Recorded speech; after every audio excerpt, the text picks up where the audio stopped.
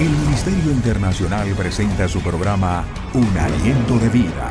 El Espíritu de Dios me ha hecho y el aliento del Todopoderoso me da vida.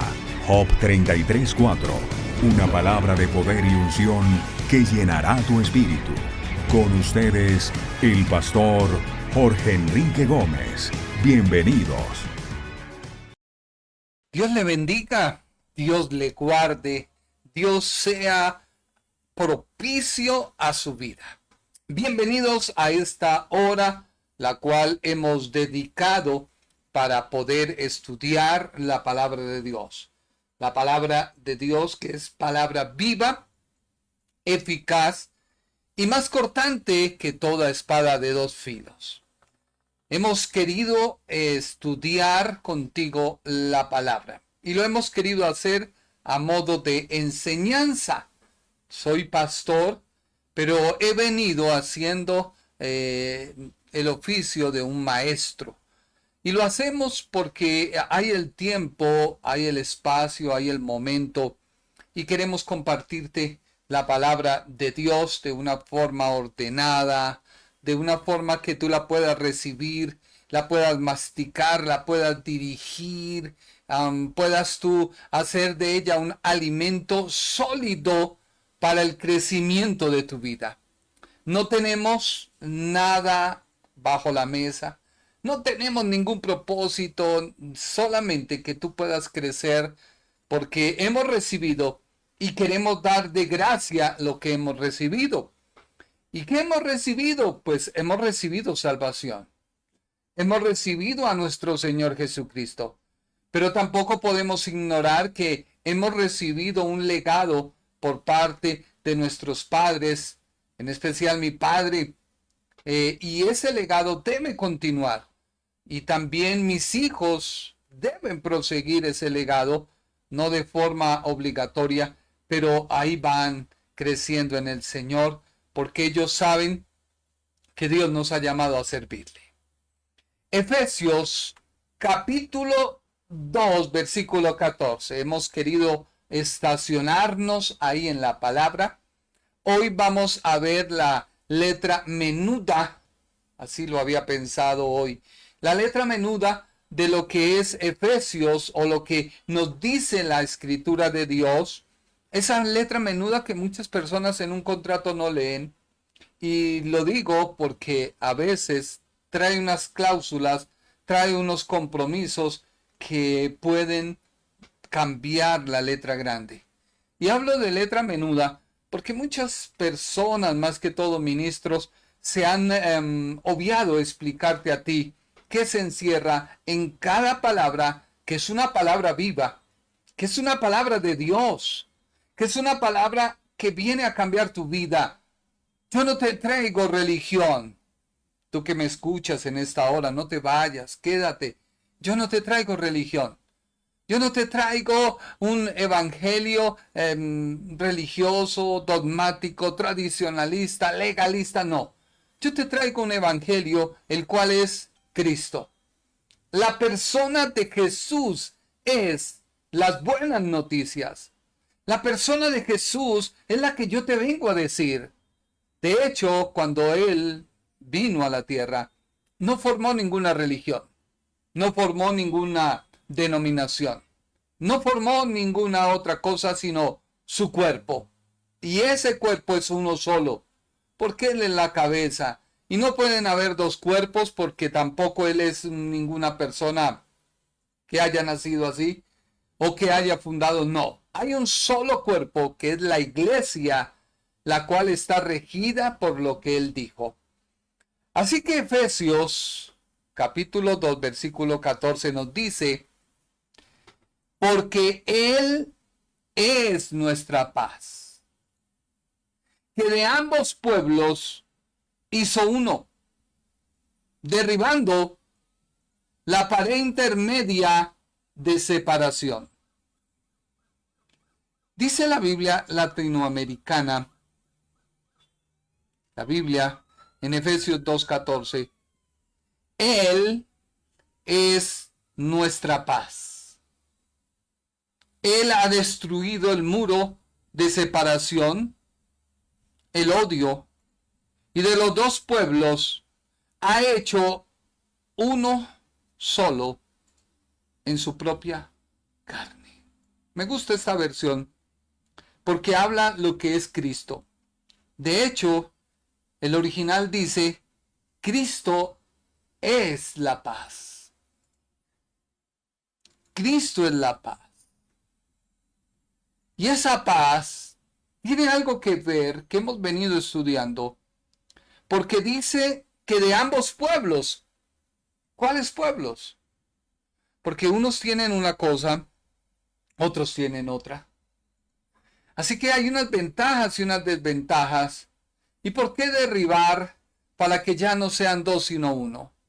Recordemos que la nación de Israel recibió las promesas, la ley, recibió la gracia, recibió todo de Dios. Dios quería que Israel como nación fuera el pueblo que anunciara a todo el mundo el evangelio de salvación. Pero Israel, como muchos, formaron toda una tradición.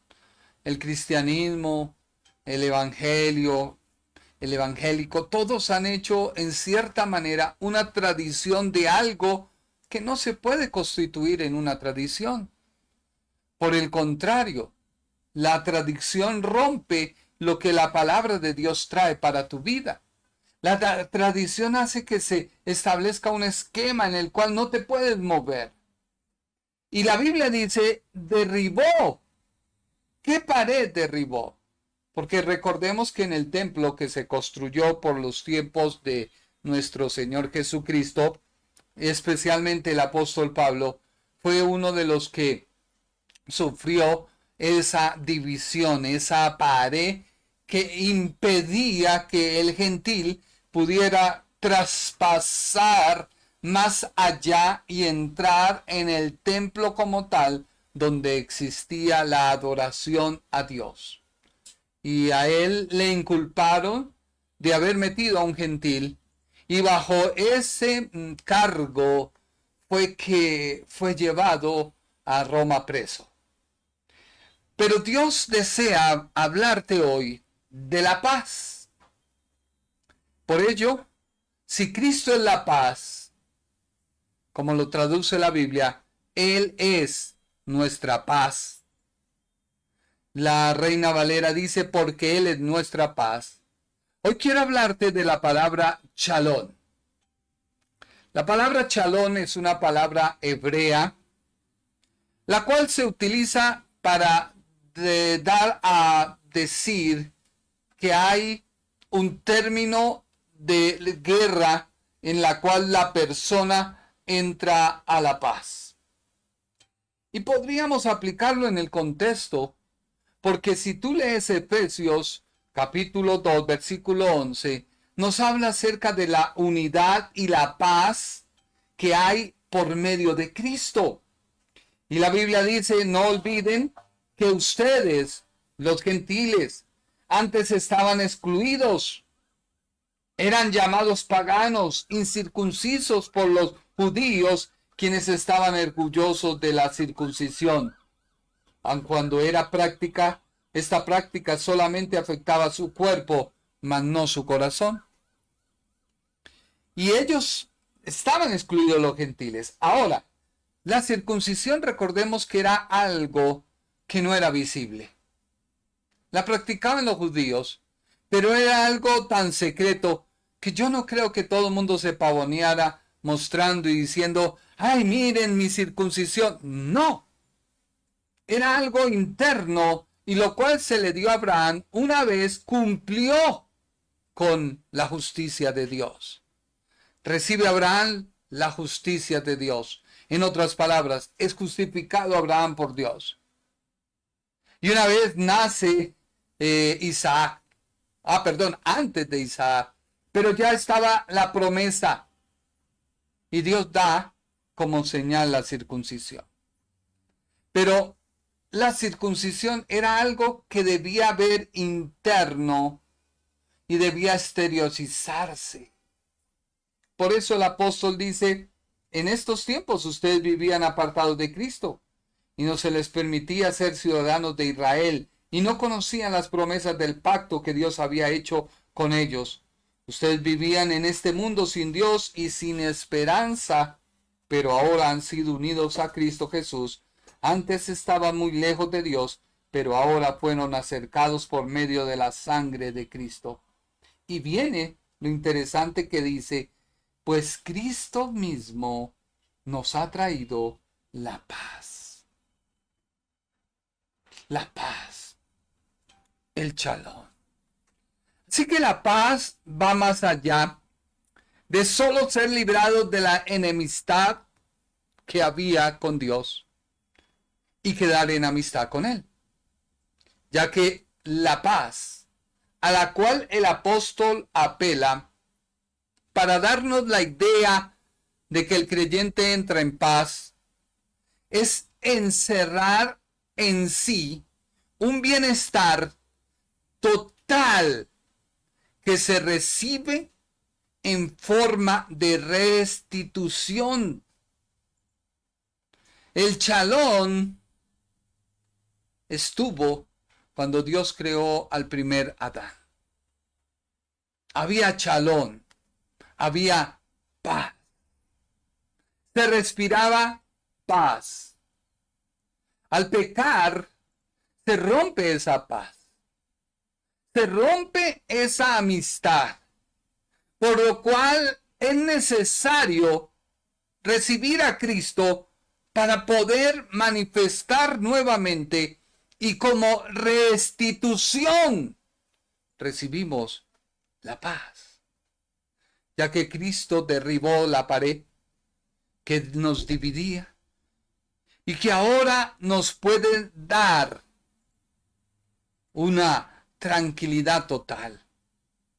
Pero recuerda que los israelitas tienen algo que darnos, porque de ellos viene la adopción, viene la gloria, viene el pacto, viene la promulgación de la ley, el culto y las promesas.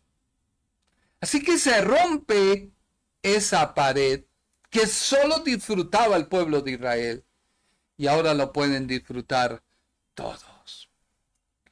En la Biblia hablábamos hace algunos días que la palabra paz tiene varios significados. No solo es el ser salvo, no. Recuerda que hay una letra menuda que hoy te la quiero enseñar, porque la paz viene como un estado de armonía, la paz en estado de armonía y plenitud que ayuda al desarrollo humano. En la Biblia, la paz se asocia con la ausencia de amenazas externas.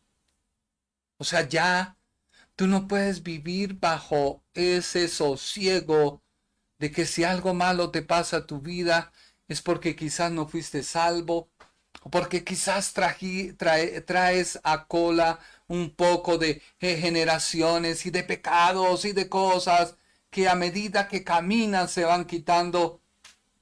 Esto no es real. La paz como un estado o un fruto del Espíritu Santo. La paz es un fruto del Espíritu Santo que se experimenta cuando se tiene paz con Dios por medio de la obra de Cristo. Si tú no recibes a Cristo, si tú no conoces a Cristo, si tú no te identificas con Cristo, si tú no recibes la posición que Cristo te da, no puedes tener al Espíritu Santo. Tú podrás hablar y moverte en Él, pero si no conoces a Cristo realmente, Él no puede venir. Porque la función principal del Espíritu Santo o la obra principal del Espíritu Santo es mostrarnos a Cristo. Él nos acerca a Cristo, nos lleva a Cristo, obra en nosotros, pero porque Cristo obró en la cruz del Calvario. De lo contrario, no puede haber mover del Espíritu. Paz como una solución permanente. La paz es una solución permanente que se obtiene a través de la salvación de Jesús. La paz como tipo de paz reconfortante, tranquilizante, del perdón o de la confianza al ser justificados por medio de Cristo. Dios da diferentes tipos de paz según el estado del corazón de la persona.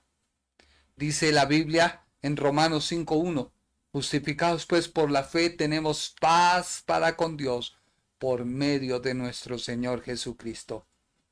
Y la palabra paz como una palabra hebrea. Esta palabra que en el Antiguo Testamento se menciona, busquémoslo aquí rápidamente, se menciona 500, espera a ver, o 300 algo de veces, espérame, busco acá. Es la que yo te quiero enseñar. ¿Por qué? Porque la paz no solamente es algo que tú recibes, sino es algo que tú obtienes. Dice que la paz, bueno, se me refundió, pero bueno, ahorita lo seguimos buscando. Sigamos en el orden del mensaje, no nos adelantemos.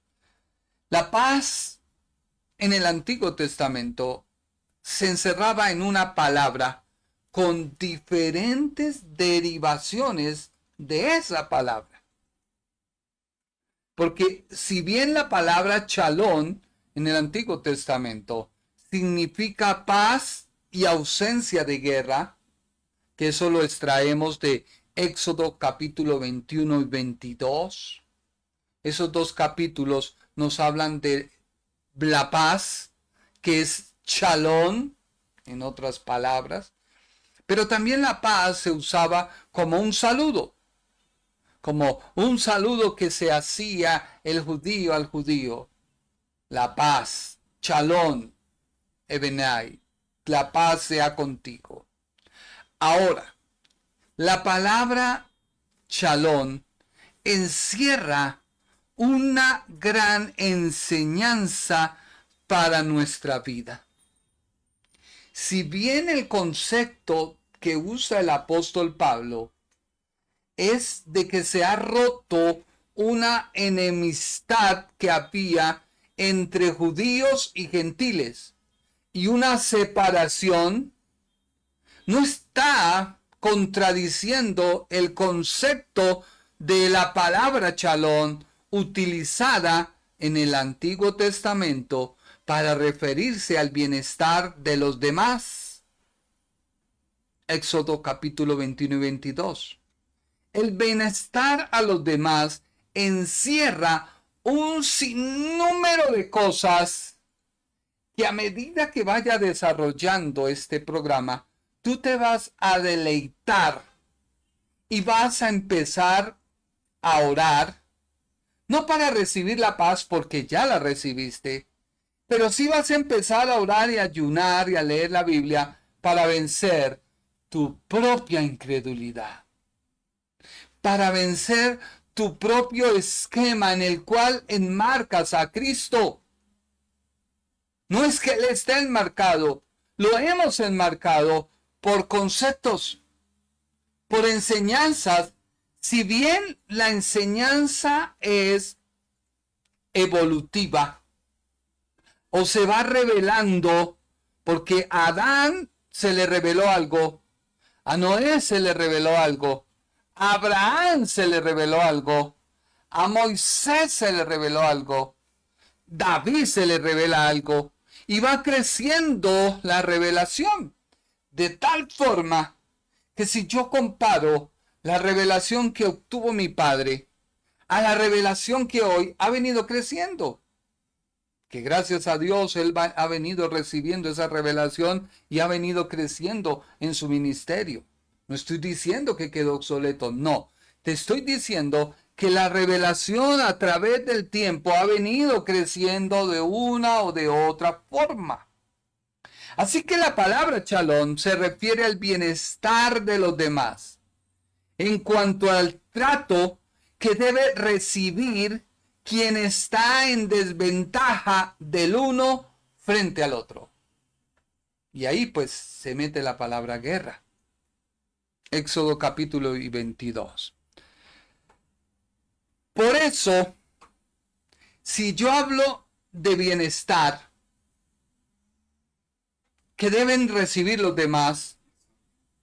Ejemplo, se habla de un esclavo que se compró y ha pasado un tiempo y el esclavo se debía dejar en libertad, o sea, debía recibir su paz o su retribución. Pero si el esclavo no deseaba, ahí venía una serie de cosas. Luego, si el esclavo recibía a su esposa por parte del amo, viene una serie de cosas. Y así, etcétera, etcétera. Pero no quiero ahondar ahí, porque la palabra chalón trae otro concepto mejor. Porque vuelvo y te digo, la revelación ha venido creciendo. Así que la palabra chalón, en rasgos generales, significa el estado de plenitud, completamiento, integridad, salud y armonía. 5 aspectos. Plenitud. Cuando tú recibes a Cristo, Él te hace santo. Y te hace santo al darte una santidad posicional. Para tú poderte acercar a Dios debes ser santo. Y Él te hace posicionalmente santo. Así que ya no tienes que hacer esto, ya no tienes que hacer aquello, ya no tienes que dejar de hacer. No, porque eso va en la santidad práctica. En la santidad práctica, pues una mujer no se puede vestir de manera vulgar. Porque pues, ¿qué está haciendo? Entonces se pone un pantalón ceñido. Pues entonces se le dice, hermanita, no lo haga, póngase mejor una falda. Otros dicen, es que es prohibido el pantalón. Bueno, gloria a Dios. Pero eso no te hace posicionalmente santo, porque Cristo te lo hace, y eso ya lo vimos en la doctrina del capítulo 1. Estamos en la doctrina del capítulo 2 de Efesios. Y nos falta entrar a la doctrina del capítulo número 3 de Efesios, para pasar a la parte práctica, me estoy enredando hoy, a la parte práctica del versículo 4, 5 y 6 de Efesios. Si tú no entiendes la doctrina, pues déjame decirte que en la práctica hay algo mal. Así que estado de plenitud. Viene la santidad posicional. Eres santo no porque una iglesia te nombre. Eres santo porque Cristo te hace santo. Para que tú puedas empezar a buscar a Dios, debes ser santo. Eso lo da Cristo posicionalmente. Luego viene la práctica, que es tu vivir, santidad práctica. En la práctica tú comienzas a entender, a comprender, a mirar qué le agrada, qué no le agrada, pero es a través de la Biblia. Y luego viene una santidad que es la total, y esa la recibimos el día que partimos con el Señor. El Ministerio Internacional presentó su programa Un Aliento de Vida. Venid a mí los que estáis trabajados y cargados, y yo os haré descansar. Mateo 11:28. Un aliento de vida. Una palabra de poder y unción que llenará tu espíritu.